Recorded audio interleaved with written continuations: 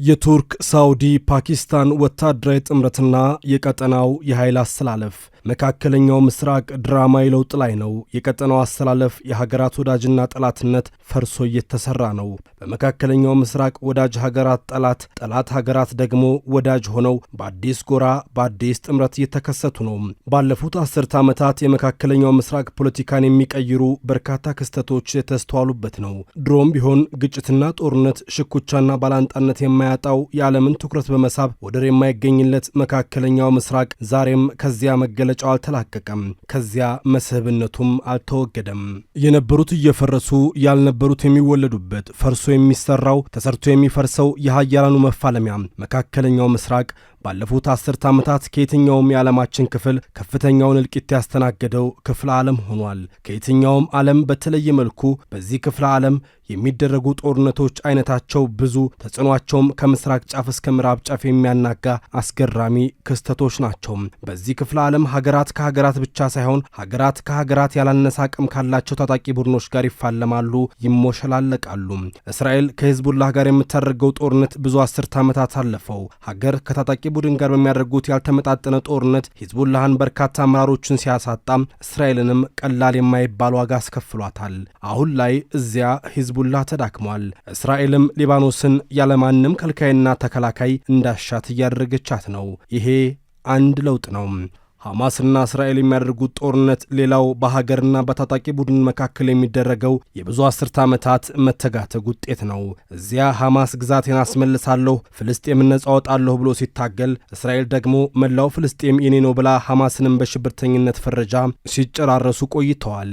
የጎልያድና ዳዊት ጦርነት፣ ሚሳኤልን በሮኬቶች አየር ኃይልን በክላንሽኮቭ የመዋጋት ጦርነት። አሁን ሐማስ ለ2 ዓመታት በጽናት ቢዋጋም ተዳክሟል የሚባልበት ደረጃ ላይ ደርሷል። የእስራኤል ጦር አሁንም የጋዛ መሬትን እንደያዘ ነው። እናም የጋዛ እስራኤል የኃይል ሚዛን እስከ መጨረሻው ተለውጧል።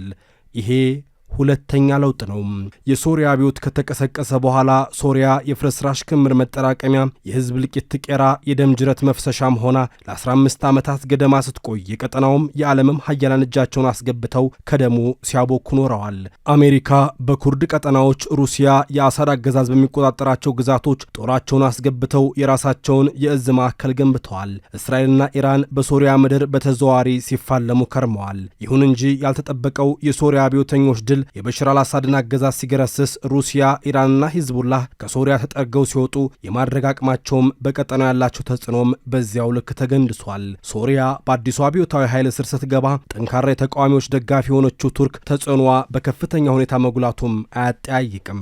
እናም በተዘዋዋሪ እስራኤልን ሶሪያ ላይ አሁን የምትፋለመው ኃይል ኢራን ሳትሆን ቱርክ ሆናለች። እስራኤል የቱርክን መስፋፋት ይቀለብስብኛል በማለት የኩርድ ታጣቂዎችና የዱርዝ ታጣቂዎችን በቀጥታ ሆነ በተዘዋዋሪ ትደግፋለች። እናም ሶሪያ ሂዝቡላህና ኢራን አነጣጥላ ገመዳቸውን ቆርጣም ሩሲያን አሰድዳ ሌላ ሀገር ለመሆን ችላለች። ቱርክና እስራኤል እዚህና እዚያ ማዶ ሆነው ትከሻ የሚለካኩበት ለውጥ 3 ነው።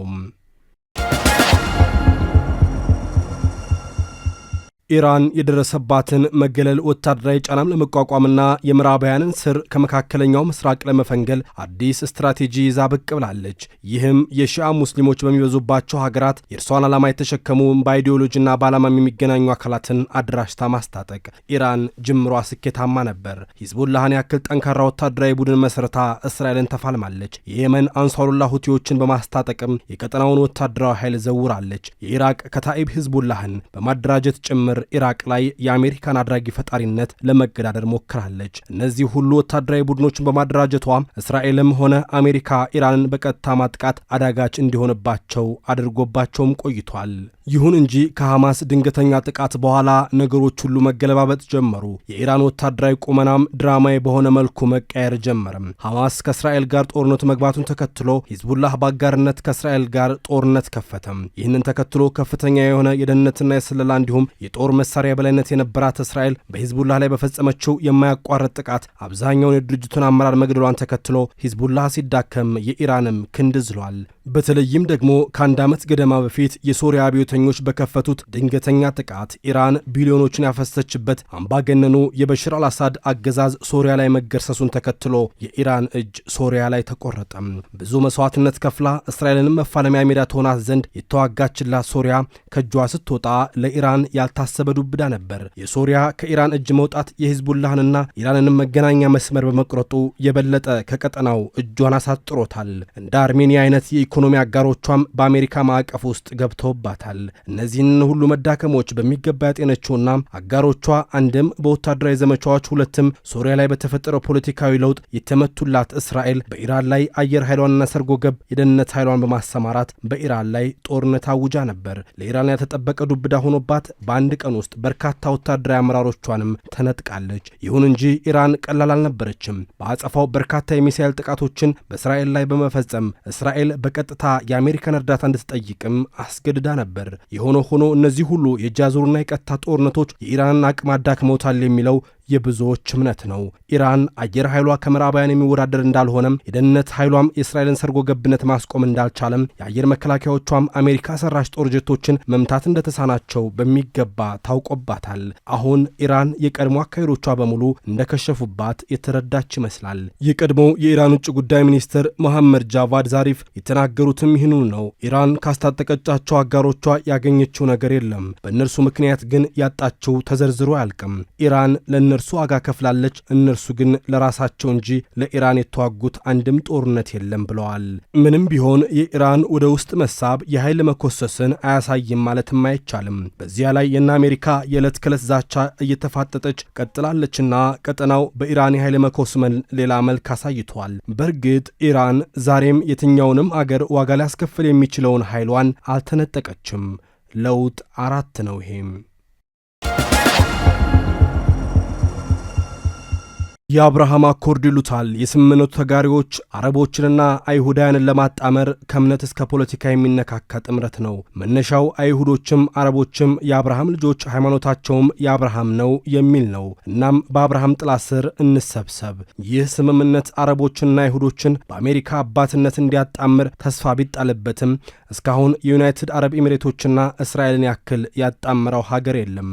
ኢማራት ከነሳውዲ ጎራ ተነጥላም የራሷን ሄጅሞኒ ፓወር ለማጠናከር ከእስራኤል ጋር በፈጠረችው ጥምረት ክንዷ ከሰሜን አፍሪካ እስከ ምስራቅ አፍሪካ ከዚያም እስከ አረቡ ዓለም በሰፊው እየተዘረጋ ነው።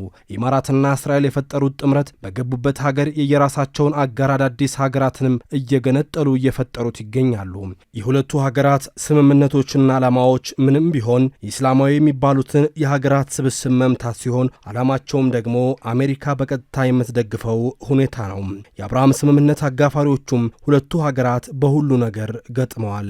ሱዳን ከእንግዲህ ወዲህ አንድ ሀገር ሆና ትቀጥላለች ተብሎ አይታሰብም። በኢማራትና እስራኤል የሚደገፈው የጀኔራል መሐመድ ሐምዳን ደጎሎ ሐሜቲ አርኤስኤፍ የራሱን መንግስት መስርቶ ግዛቱን እያሰፋ ነው። የሱዳን ጦር በቀላሉ የሚነቀንቀውም አይመስልም። ከሐሜቲ ጦር ጀርባ እስላማዊ ንቅናቄዎችን የመምታት ግብም እንዳለ ይነገራል።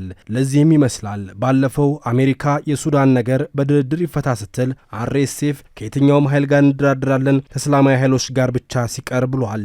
ይህ በውስጡ የሚያሳየን ትልቅ ማሳያ አለም። ግማሿ ሱዳን የኢማራት እና የእስራኤል የጋራ ፕሮጀክት ውጤት ሊሆኑ ተቃርበዋል። ከእስራኤል በፊት ሶማሊላንድ ላይ ትልቅ መሰረት በመስራት የሶማሊያ ሉዓላዊነት የጣሰችው ኢማራት ናት በሚል ስትከሰስ ቆይታለች። አሁን እስራኤል ተከትላት ይሄው የሶማሊላንድ መንግስት ዋነኛ አጋሮች ሆነዋል። የሶማሊላንድ መንግስት ራሱን የኢስላም ተስፋፊዎችን የሚታገል ኃይል አድርጎ ነው የሚያየው። እናም እስራኤልና ኢማራቶች እግራቸውን አፍሪካ ላይ በደንብ እንዲተክሉ አስችሏል። ቀጣዩ የኢማራትና የእስራኤል ፕሮጀክት የመን ናት። የመን ላይ አሁን በኢማራት የሚታገዘው የደቡብ የመን ኃይል ከፍተኛ አቅም በመቀናጀት የየመን ዋና ግዛቶችን ተቆጣጥሯል። ሳዑዲ አረቢያ ቡድኑን በአየር ድብደባ ለማዳከም እየሞከረች ነው። ነገር ግን ኢማራትና እስራኤል ካቀዱት ፕሮጀክት አንጻር ውጤቱን መቀልበስ ቀላል አልሆነላትም። ራሱን የደቡብ የመን የሽግግር ካውንስል ብሎ የሚጠራው ኃይል የራሱን መንግስት አውጇል። ለ3 ዓመት የሚቆይ መንግስት ያወጀም ሲሆን ህዝበ ውሳኔና ምርጫ ይካሄዳል ብሏል። ለምን? አዲስ ሀገር ለመመስረት። ያ ከሆነ እስራኤልና ኢማራት እውቅና ይሰጡና ለደቡብ የመን የሀገርነት እውቅናን ሰጥተው የጦር መሰረቶቻቸውን ይመሰርታሉ ማለት ነው። ይህ ደግሞ ሁለቱን ሀገራት ከቀይ ባህር እስከ ኤደን ባህረ ሰላጤም ከዚያም እስከ ሆርሙዝ ወሽመጥ ቀጠና ድረስ ትልቅ ወታደራዊና ፖለቲካዊ ተጽዕኖ እንዲኖራቸው ያደርጋል ማለት ነው። ይህንን የሁለቱን ሀገራት ፈጣን ሽግግርና መስፋፋት ለመመከት አሊያም ለመቀልበስ ደግሞ ምን አይነት ተጻራሪ ኃይል ሊመሰረት ይችላል የሚለው ጉዳይ አሁንም አነጋጋሪ ነው። ይህ ሁሉ የኃይል አስተላለፍ ውጥንቅጥ የመካከለኛው ምስራቅን አይገመት የመለዋወጥ ታዲያም አዲስ ጥምረት እያዋለደ ይመስላል። የቱርክ ፓኪስታንና ሳውዲ አረቢያ ጥምረትን። የቱርክ ሳውዲ አረቢያ ፓኪስታን ወታደራዊ ጥምረት የቀጠናው ፖለቲካዊና ወታደራዊ አስተላለፍ ብቻ ሳይሆን በዓለም ላይ ያለውን የኃይል ሚዛንም ሌላ መልክ የሚያስይዝ ግዙፍ ጨዋታ ቀያሪ ጥምረት ነው። ሦስቱም ሀገራት በሀያልነት ለመግፋት እንቅስቃሴ ጀምረዋል። ቱርክ ከአሜሪካ በመቀጠል የኔቶ ሁለተኛዋ ሀያል ጦር ባለቤት ስትሆን ወታደራዊ ቴክኖሎጂዋ ከቀዳሚዎቹ የሚመደብ ከጦር መርከቦች እስከ 5ኛው ትውልድ የጦር ጀቶች የምታመርት ከዓለም 10ኛ ሀያላን የጦር ባለቤቶች አንዷም ሆናለች። ቱርክ የሰው አልባ የጦር ጀቶች ወይንም ድሮኖች ቴክኖሎጂን ከዓለም ሀገራት አቻ እንደሌላት ይነገርላታል። አኪንጂ፣ ባይራክተርና ኪዚል ኢልማ የተሰኙ ድሮኖችን በዓለም እጅግ ዝነኞች ሆነውላታል። ታይፉን ፐርሶኒክ ሚሳኤል 4ኛ ትውልድም ታንክ፣ ባህር ሰርጓጅ መርከቦች ከዚያም አልፎ የጦር ጀቶች ተሸካሚ መርከቦችን የሚገነቡ ጥቂት የዓለም ሀገራትን ብንጠራ ቱርክን እናገኛታለን። ሳውዲ አረቢያም የዓለማችን ግዙፍ የተፈጥሮ ሀብት ላኪ ሀገር፣ ከፍተኛ የገንዘብ አቅም ያላት፣ ሃይማኖታዊና ጂኦፖለቲካዊ አቅሟም ትልቅ ተጽዕኖ ፈጣሪነትን ያጎናጸፋት፣ ጦሯን ለማዘመን ከተፈጥሮ ሀብት የተላቀቀ ኢኮኖሚ ለመገንባት እየታተረች ያለች ሀገር ናት። በዓለም ላይ ለመከላከያ ከፍተኛ በጀት ከሚመድቡ ሀገራት አንዷ የሆነችው ሳውዲ አረቢያ ከሸማችነት ወደ አምራችነት ከአሜሪካ ጦር ጥገኝነትም ወደ ቀጠናው ወታደራዊ ሀያልነት የመቀየር ግብ አላት። ፓኪስታን ሙስሊም ሀገር ከሚባሉት ውስጥ ብቸኛዋ የኒውክሌር ባለቤት ሀገር እንደሆነች ይነገራል። J-17 የተሰኙትን ዘመናዊ ጦር ጄቶችን ከከፍተኛ የሚሳይል ቴክኖሎጂ ጋር የምታመርት ጠንካራ ጦር ካላቸው የዓለማችን ሀገራትም አንዷ የሆነች ግዙፍ ሕዝብና ሰፊ አቅም ያላት በጦርነት ተፈትናም እዚህ የደረሰች ሀገር ናት። ፓኪስታን ከህንድ ጋር ያላት ወታደራዊ ትንቅንቅ በበርካታ የጦር ቴክኖሎጂዎች ባለቤት እንድትሆን አድርጓታል። ከቻይና ጋር ያላት ወታደራዊ ትብብር ደግሞ ከፍተኛ የቴክኖሎጂ ግብዓትን እንድታገኝ አስችሏታል። የሦስቱ ሀገራት ወታደራዊ ጥምረት ታዲያም አንዱ የሌለውን ለአንዱ እንዲሰጥ የሚያስገድድ ሦስቱንም በታላቅ አቅም የሚያጸናም ሌሎች ሀገራትንም ለመግባት የሚያጓጓ ጥምረት ነው። የሦስቱ ጥምረት ፓኪስታንና ሳውዲ አረቢያን ከቱርክ ዘመናዊ የጦር ቴክኖሎጂዎች ሲያጋምድ፣ ቱርክና ሳውዲ አረቢያን ደግሞ ከፓኪስታን የኒውክሌር ቴክኖሎጂ ያቋድሳል። ፓኪስታን ደግሞ ከሳውዲና ቱርክ የኢኮኖሚና የፋይናንስ በርን በከፍተኛው የሚያስከፍትላት ሲሆን የሦስት ሀገራት ጥምረት ኢኮኖሚያቸውን፣ የጦር ኢንዱስትሪዎቻቸውን የሚያሳድግ ትልቅ አብዮት የሚፈጥር ነው ተብሏል።